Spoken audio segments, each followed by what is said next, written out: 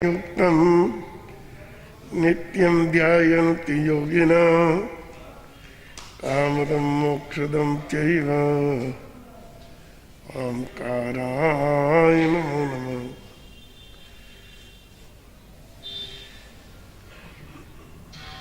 अज्ञानतिमिरान्धानां ज्ञानाञ्जनशलाकया नेत्रैरुन्मीलितं येन तस्मै श्री गुरुवे नमः।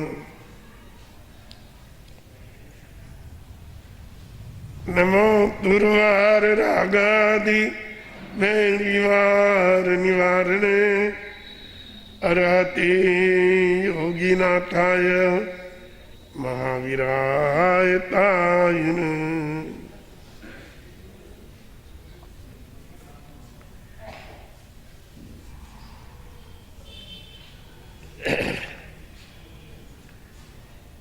प्रिय श्रोताजनों,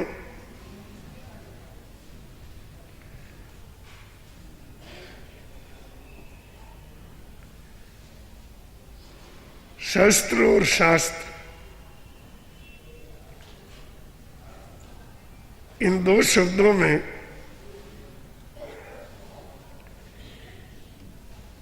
केवल एक मात्रा का फर्क है।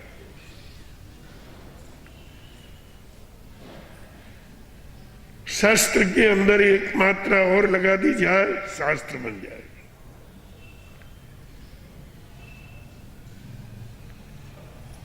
ऐसा लगता है दोनों शब्द भाई भाई है, शास्त्र और शास्त्र। बात भी सच है, भाई भाई जैसी है, दोनों रक्षा करते हैं।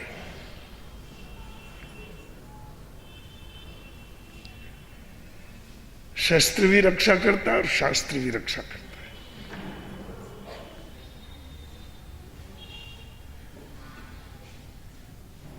शस्त्र जीवन की बाह्य जो बाह्य साधन है, अपने शरीर से लगाकर संपूर्ण अपना बाह्य उपादान या अर्जन, इनकी रक्षा शस्त्र से होती है। क्योंकि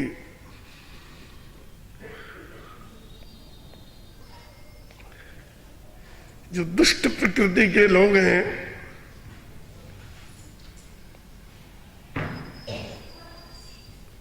उनकी प्रवृत्ति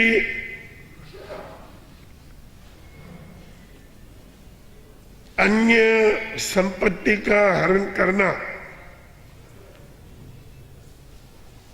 इस तरह की उनकी प्रवृत्ति रहती है। ऐसे दुष्टों से अपनी संपत्ति और शरीर, इनके संरक्षण के लिए हमें शस्त्र की जरूरत पड़ती है।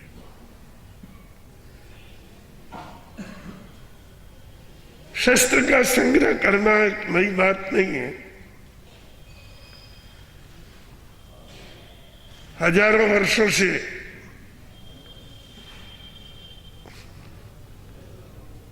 मानवों ने अपनी संपत्ति की रक्षा के लिए शस्त्रों का प्रयोग किया है और प्रत्येक प्राणी को भी कुदरत ने शस्त्र भी दिए।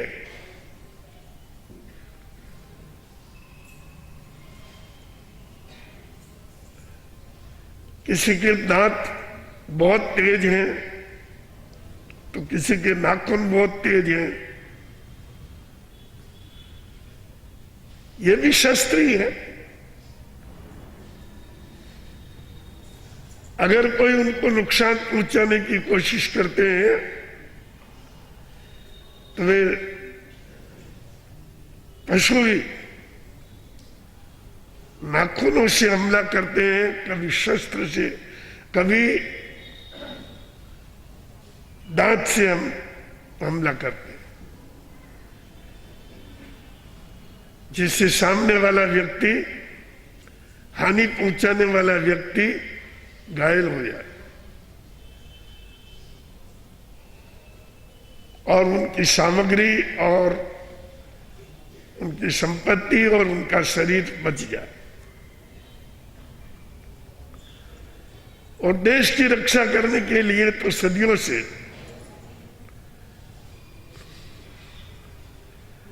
राज्याधिकारियों ने शस्त्र का उपयोग किया है और उसकी उपयोगिता से कोई नकारा नहीं जा सकता। आज भी ये चीज, ये प्रवृत्ति सारे विश्व में व्याप्त है। सभी देश अपनी रक्षा करने के लिए शस्त्र संग्रह करते हैं, जिससे उनकी बाह्य सामग्रियों की रक्षा हो सके, उनकी जमीन की रक्षा हो सके, उनकी संपत्ति की रक्षा हो सके।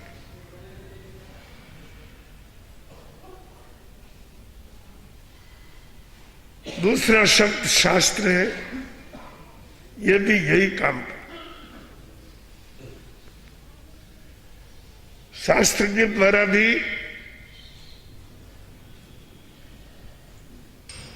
व्यक्ति के आनंद और उसके सद्गुणों की रक्षा होती है। शास्त्र के द्वारा व्यक्ति बुराइयों के हमले से स्वयं को बचा सकता है। शास्त्र मानव का पथ प्रदर्शक है। ज्ञानियों ने तो आगम को चक्षु कहा है, आगम चक्षु।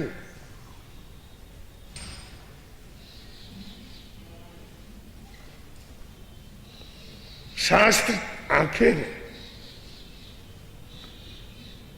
हम इनके द्वारा वस्तु स्वरूप का ज्ञान कर सकते हैं।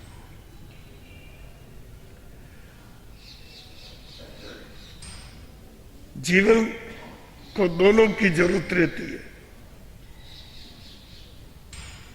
सांसारिक जीवन जीने वालों के लिए दोनों बड़े उपयोगी हैं। मुनियों की बात छोड़ दीजिए, ये तो एक अलग तरह के साधक होते हैं जिनकी कोई संपत्ति नहीं, कोई वैभव नहीं, सामग्री नहीं, उनके पास शस्त्र की कोई जरूरत होती नहीं है। पर लाखों करोड़ों व्यक्ति जो संसार में जी रहे हैं, पापियों से अपना बचाव करने के लिए शस्त्रों का प्रयोग करते हैं और उनका संग्रह करते हैं। ऐसे ही शास्त्र भी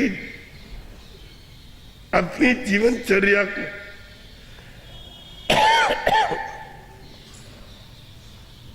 बुराइयों से बचाने के लिए बड़े उपयोगी है।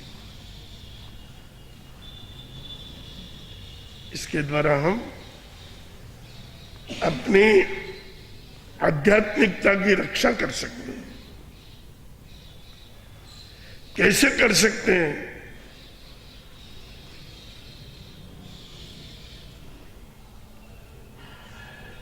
क्रोध हमारा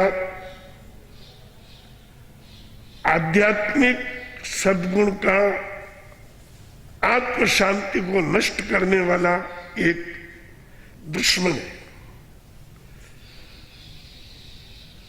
उसको हम कैसे समाप्त करें? वह शस्त्र से तो जाएगा नहीं।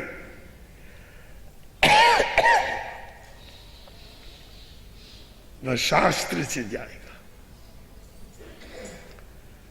परमात्मा भगवान महावीर प्रभु ने कहा, वो समय नहाने को हम क्षमा भाव के द्वारा हम क्रोध को समाप्त कर दें। अगर क्षमा भाव आ गया तो क्रोध आपके अंदर प्रवेश भी नहीं कर सके, क्योंकि क्षमा आत्मधर्म है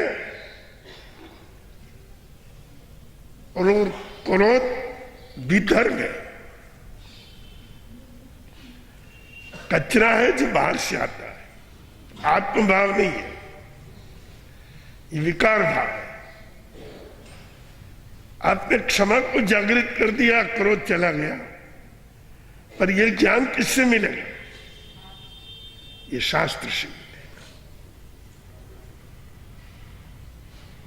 व्यक्ति कदम कदम पर अहंकार करता है,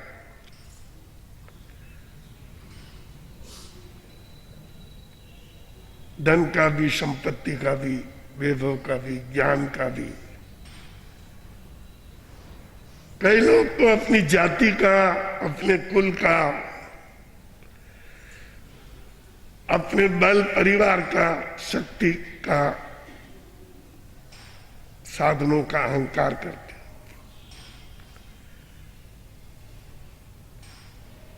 अहंकार को सर्प का है।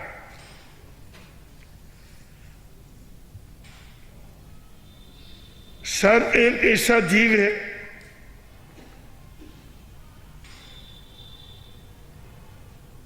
जो न मालूम कहां से प्रवेश करके किधर होके कहां पहुंच जाए,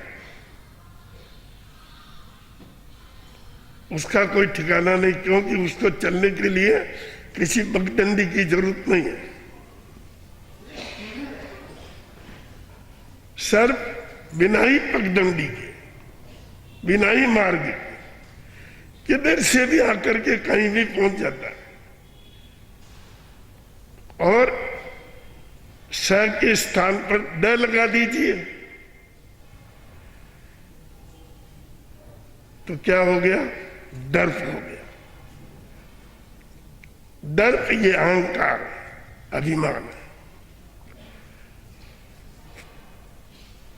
अहंकार का एक नाम दर्प भी है।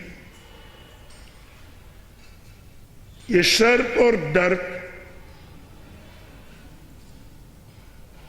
दोनों ऐसे शैतान हैं कि न मालूम कहां से प्रवेश कर जाए, किधर से आ जाए, पता ही नहीं लगता।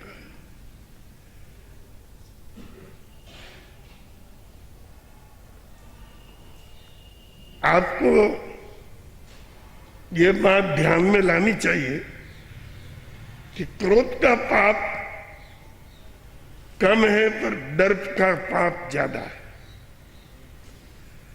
अहंकार आज घर घर में फैला हुआ है।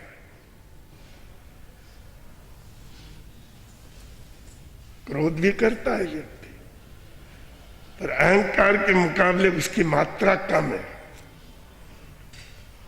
अहंकार सर्वाधिक दुर्गुण है। अरे किस चीज का अहंकार नहीं है ये तो बताओ। गले में एक सोने की चेन भी पहन रखी है तो ये दिल्ली दरवाजा खुला ही रखेंगे।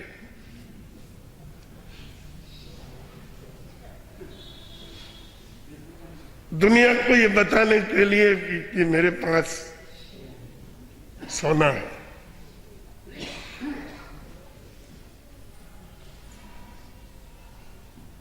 बहनें जिस हाथ में गहना पहनती है ज्यादा से ज्यादा उस हाथ को बाहर ही घुमाती है। मतलब सब देखो मेरे पास कितना धन है।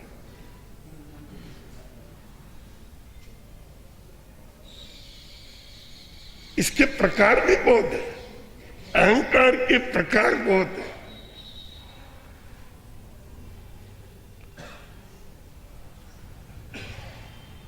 मेरे पास इतनी शक्ति है, में इतने परिवार हैं,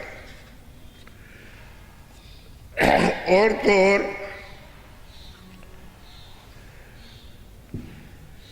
व्यक्ति अपने सौंदर्य का भी गर्व कर लेता है।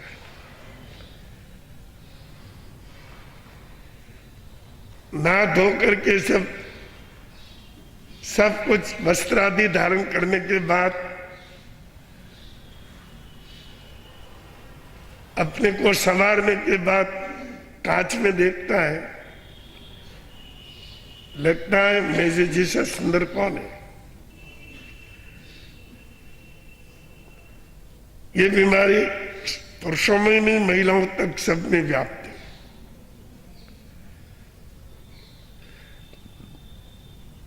और वैसे आज रूप चतुर्दशी है।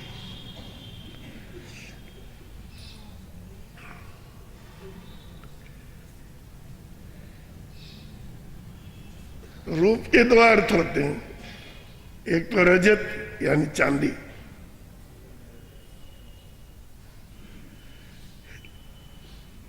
और रूप का अर्थ अपना सौंदर्य। अपने सौंदर्य का अहंकार करने वाला व्यक्ति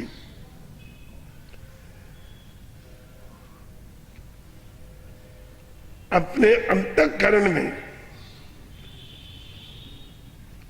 बहुत स्वच्छ नहीं होता है, विकृत होता है। और ये पता नहीं है ये कभी नष्ट हो जाएगा। हुआ एक क्षण में रोग ज्वर, निस्तेज हो गया चेहरा, बल रूप हुआ काफूर, मल और मूत्र से सब तन भरा। सौंदर्य को विलीन होते क्या देर लगती है। आकाश में जो रंग बिरंगा धनुष आता है,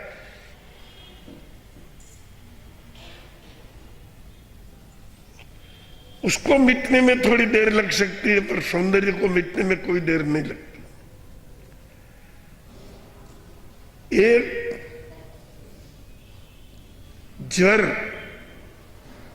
जैसी छोटी सी बीमारी आई, व्यक्ति घायल हो जाता है।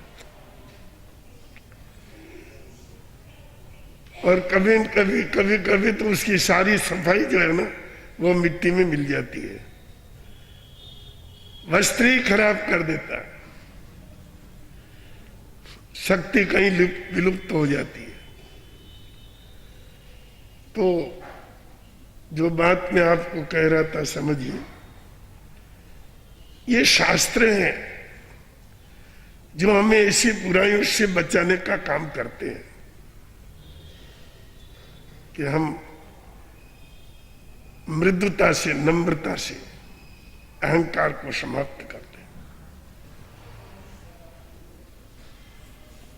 और सबसे पहले परमात्मा के सामने अपना अहंकार विसर्जित करें।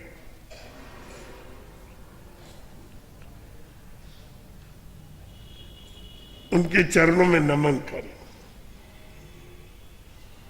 और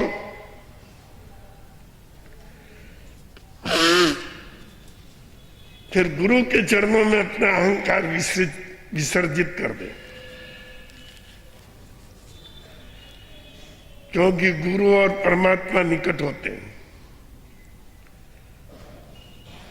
फिर माता पिता के चरणों में अपना अहंकार विसर्जित कर दें। उनका अनंत उपकार है, उनके सामने हम क्या अहंकार करें।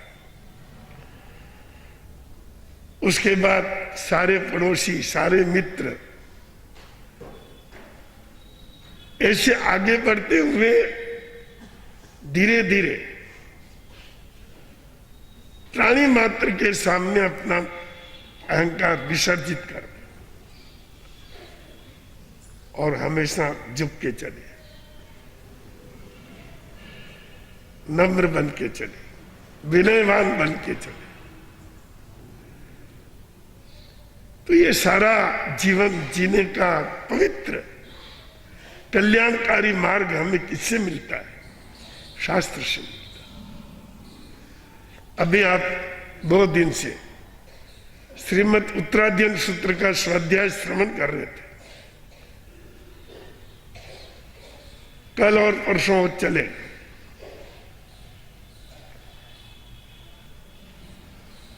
परमात्मा भगवान महावीर के निर्वाण से पूर्व जो उन्होंने अंतिम देशना की वो उत्तराध्ययन सूत्र के रूप में संग्रहित है। इस पवित्र वाणी को श्रवण करने से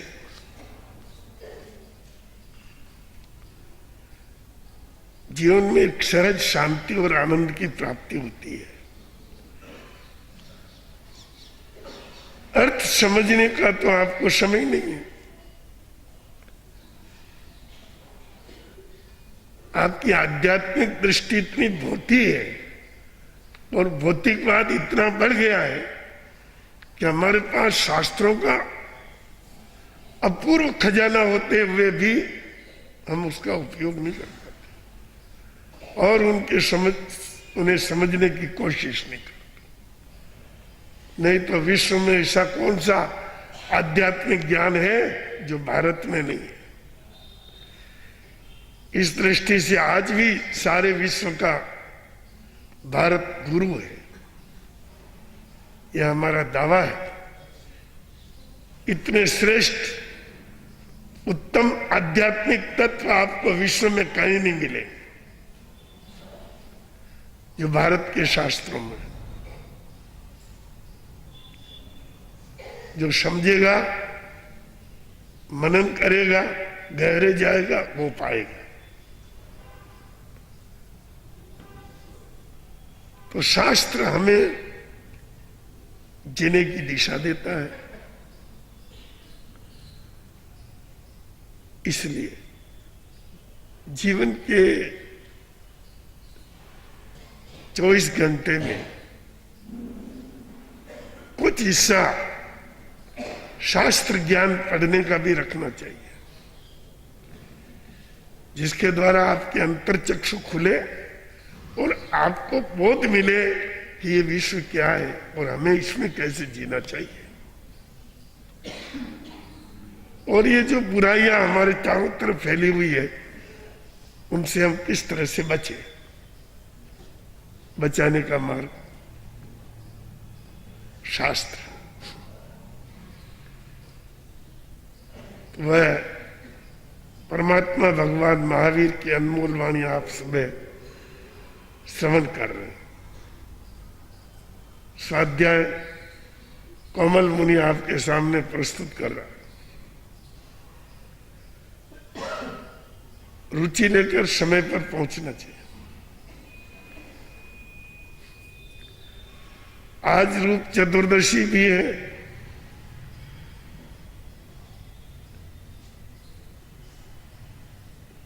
पर एक नाम और है आज की चतुर्दशी का। बताओ, वो नाम सुन के तुम कहीं हैरान नहीं हो जाओ। आज जो रूप चतुर्दशी है वो नरक चतुर्दशी भी है।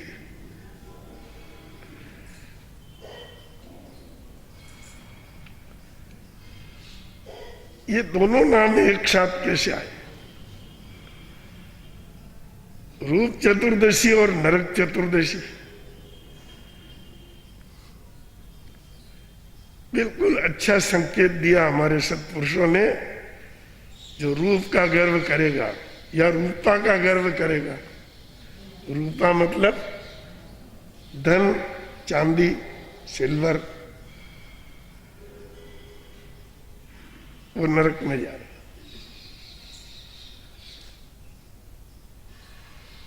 सनत कुमार बड़े सुंदर थे, चक्रवर्ती थे। पुण्य के तो खजाने होते हैं चक्रवर्ती। कई लोग उनका केवल सौंदर्य देखने आते हैं। उनकी महिमा बहुत फैली हुई थी, तो वो देवलोक से आए।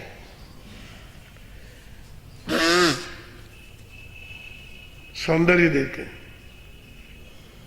सनत कुमार चक्रवर्ती, बहुत सुंदर है। ब्राह्मण का रूप बना करके आए। उन्होंने कहा हम सनत कुमार चक्रवर्ती के दर्शन करने आए हैं, उनका सौंदर्य निहारने आए हैं। तो अभी तो वो स्नान गृह में है, चलो हम बाहर बैठ जाएंगे, आते समय देख लेंगे। तो उस समय कोई सुसज्जित नहीं थे, साधारण वस्त्र से शरीर ढका था और बाहर आए। उनका भव्य सौंदर्य देखकर वाह वाह कर उठे।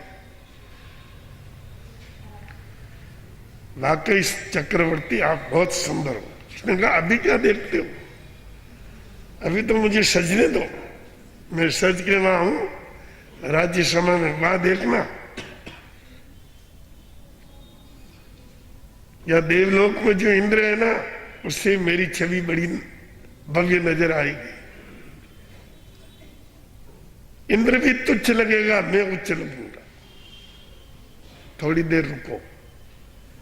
और सच करके जब राज्यसभा में आए, उन्होंने कहा उन ब्राह्मणों को बुलाओ। उन्होंने कहा देखो अब मैं कैसे दिखता हूं। वो देव थे, उन्होंने देखा इसको नशा आ गया, इसका थोड़ा नशा उतार देना चाहिए। उन्होंने कहा वो रूप नहीं जो आपका सुबह देखा, वो सौंदर्य नहीं है। क्या कहा, बहुत विकृति पैदा हो गई अंदर, शरीर में कई जर्म्स काम कर रहे हैं। और आपको शंका हो तो थूक के देख लीजिए। जो ही थूक के देखा, अंदर कुछ जर्म्स थे। उन्होंने कहा देखो ये शरीर है तुम्हारा, ऊपर से तुम इसका गर्व कर रहे हो, अंदर में क्या है। ये बात सभी के लिए काम की। चक्रवर्ती का अंतर जग गया। उनको अपने तन की नश्वरता समझ में आ गई और निकल पड़े साधना के लिए। अहंकार सब समाप्त हो गया। आप भी कहीं अपने रूप का गर्व न कर लें या धन का गर्व न कर लें, जिससे नरक चतुर्दशी बन जाए। तो अपने जीवन में हम इस तरह से अपना जीवन जिए जिससे ये जो विकृतियां हैं उनसे हम बच सके।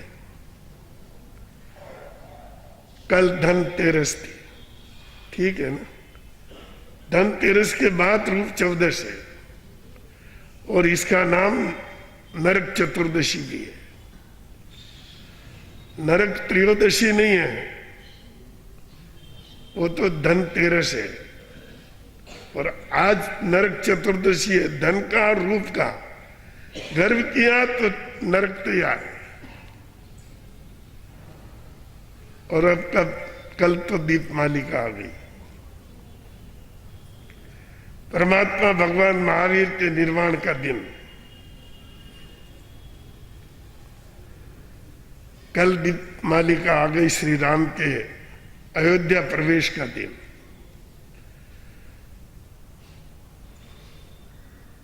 कल दीपमालिका आ गई दयानंद सरस्वती के देह त्याग का दिन। और कल दिवाली आ गई विनोबा जी के देह त्याग का दिन। कई चीजें दीपमालिका के साथ जुड़ी हुई है। यथा समय इस पर थोड़ा सा प्रकाश डाला जाएगा। कल परमात्मा भगवान महावीर के निर्वाण के विषय में विशेष वृत्त आपके सामने प्रस्तुत करने की कोशिश की जाएगी। तो बंधुओं, हमारे यहाँ जितने त्योहार हैं ना, उनमें फालतू तो कोई नहीं है।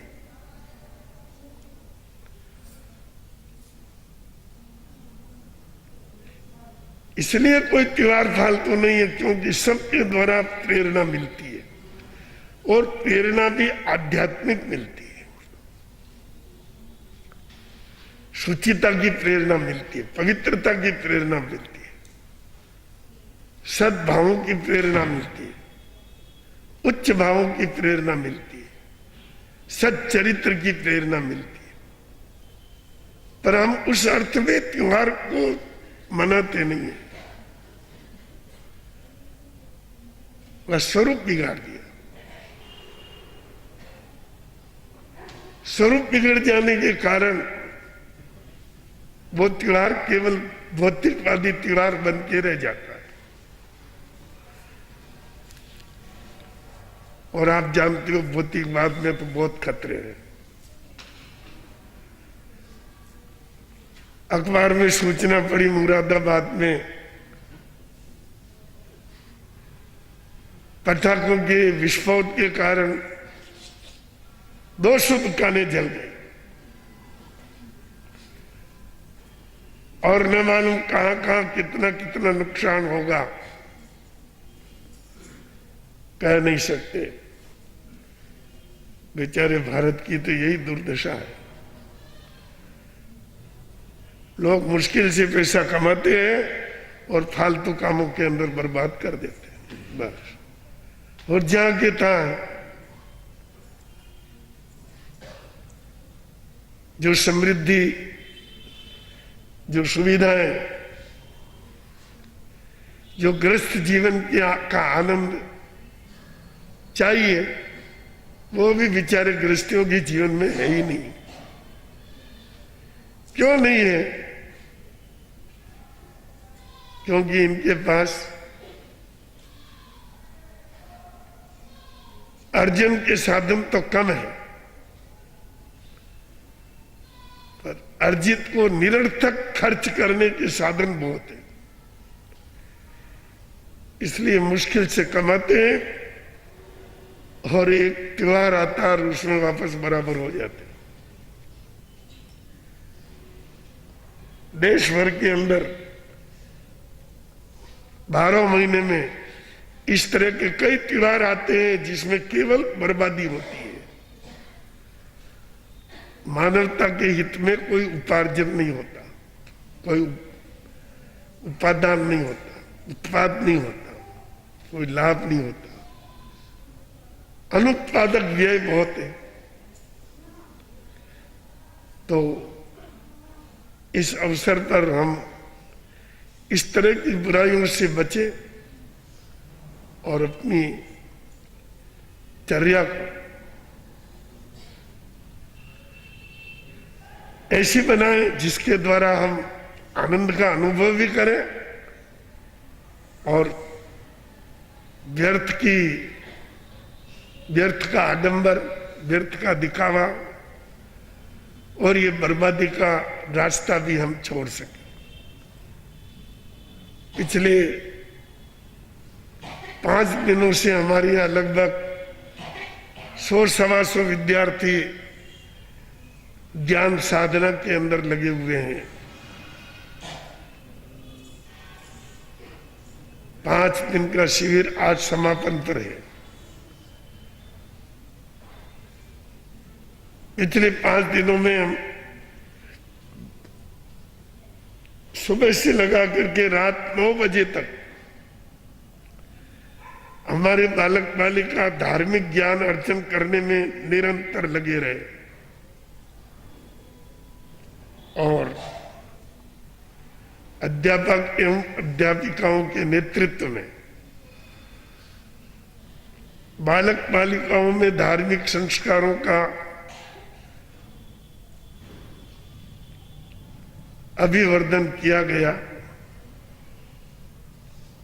नमकार महामंत्र की आराधना, सामयिक सूत्र की आराधना, प्रतिक्रमण सूत्र की आराधना और शास्त्र ज्ञान की आराधना, इस तरह से अनेक प्रकार की आराधनाएं करके हमारे बालक बालिका धार्मिक संस्कारों से लाभान्वित हुए हैं। उदयपुर में ये आयोजन है, चाहिए तो ये था कि यहाँ सैकड़ों की संख्या में बालक बालिका आना चाहिए, पर माता पिता को भी अपने बच्चों को धार्मिक ज्ञान देने की लगन कहाँ है।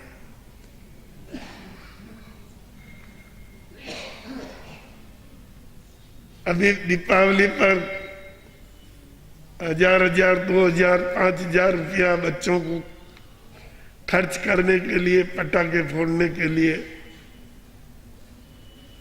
और वस्तुएं खरीदने के लिए माता पिता दे देंगे, पर यह प्रयास नहीं किया कि हमारे बच्चे एक धार्मिक शिक्षण शिविर लग रहा है तो हम उसमें जोड़ें।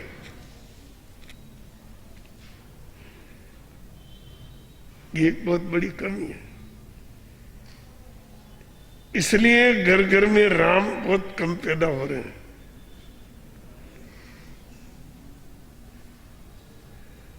सब रावण है ऐसा तो मैं नहीं कहता, पर क्या है मैं नहीं जानता। पर राम नहीं, सत संस्कारों के बिना कौन राम हो सकता। ध्यान देना चाहिए था, इस शिविर का बहुत अच्छा लाभ उठाना चाहिए था। जिन्होंने लाभ उठाया धन्यवाद के पात्र हैं, और आज उनके समापन के अवसर पर मैं उनके सबके उज्जवल भविष्य की मंगल कामना करता हुआ अपनी बात पूरी करता हूँ। आनंद यादव। एक साथ गुरु गुणगान आरती में निमग्न हो।